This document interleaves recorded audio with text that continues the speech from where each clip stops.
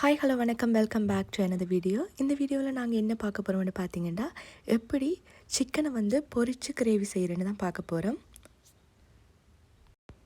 அதுக்கு தக்காளி பழத்தை எடுத்து சின்ன சின்னதாக வட்டி வச்சுருக்கேன், உள்ளி எடுத்து சின்ன சின்னதாக வட்டி வச்சுருக்கேன், அதே மாதிரி பச்சை மிளகாய் வெங்காயம் எடுத்து சின்னதாக வட்டி வச்சுருக்கேன். அதே மாதிரி சிக்கன் கிரேவி வைக்கிறேன்னா கட்டாயம் சிக்கன் வேணும். அதை எடுத்து வடிவாக க்ளீன் பண்ணி வச்சுருக்கேன். அதுக்கு கொஞ்சமாக மஞ்சள் தூள் போட்டுக்கொள்கிறேன், அதோட கொஞ்சமாக உப்புத்தூள் போட்டுக்கொள்கிறேன்,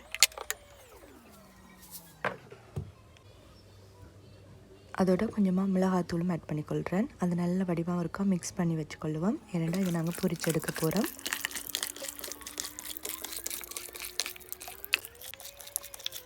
இப்போ பார்த்திங்கன்னா நல்லா மிக்ஸ் ஆகி வந்துட்டுது. இப்போ நாங்கள் அடுப்பில் சட்டி ஒன்று வச்சுட்டு சிக்கன் பொரிக்கிறதுக்கு தேவையான எண்ணெயை விட்டு சிக்கனை வடிவாக பொரிச்சு எடுக்க போகிறோம்.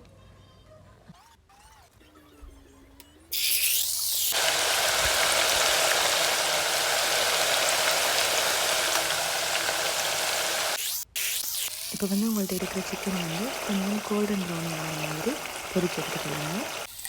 இப்போ எண்ணெய் சட்டி ஒன்று எடுத்து அதுக்குள்ளே நீங்கள் இந்த பொரிச்ச எண்ணெயே ஒரு கொஞ்சமாக எடுத்து விட்டு அதுக்குள்ளே நீங்கள் வெட்டி வச்சுருக்கிற வெங்காயத்தையும் பச்சை மிளகாயையும் போட்டு நல்லா மிக்ஸ் பண்ணி வதக்கி விடுங்க. அதில் வதங்கின பிறகு அதோட கடுகு பெருஞ்சீரகம் போட்டு அதையும் மிக்ஸ் பண்ணி நல்லா வதக்கி விடுங்க.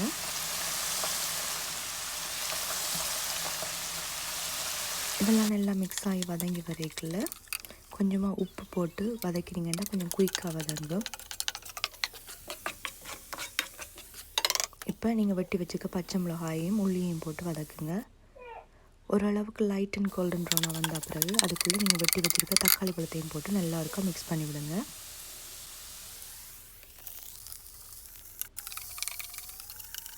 அதோட ஒரு கொஞ்சம் உப்பு போடுங்க, எங்களுக்கு உங்களுக்கு தேவையோ அந்தளவுக்கு உப்பு போட்டுக்கொள்ளுங்க. அதோட கொஞ்சமாக மஞ்சள் தூள் போட்டுக்கொள்ளுங்க. அதோட கொஞ்சமாக நீங்கள் அந்த செத்த மிளகாய் அரிகள் நடுவில் அரைச்சிருக்கோம் அது கொஞ்சம் போடுங்க. அதோட தேவையான அளவு மிளகாத்தூளும் போடுங்க. போட்டு ஒருக்கா நல்லா மிக்ஸ் பண்ணி விட்டுட்டு நீங்கள் அந்த எடுத்து வச்சுருக்க சிக்கனையும் அதுக்கு போட்டு நல்லா மிக்ஸ் பண்ணி விடுங்க. நல்லா மிக்ஸ் பண்ண பிறகு உங்கள்கிட்ட கருவேப்பிலை இருந்துச்சுங்கன்னா இந்த டைமில் நீங்கள் கொஞ்சமாக கருவேப்பிலை ஆட் பண்ணிக்கொள்ளுங்க.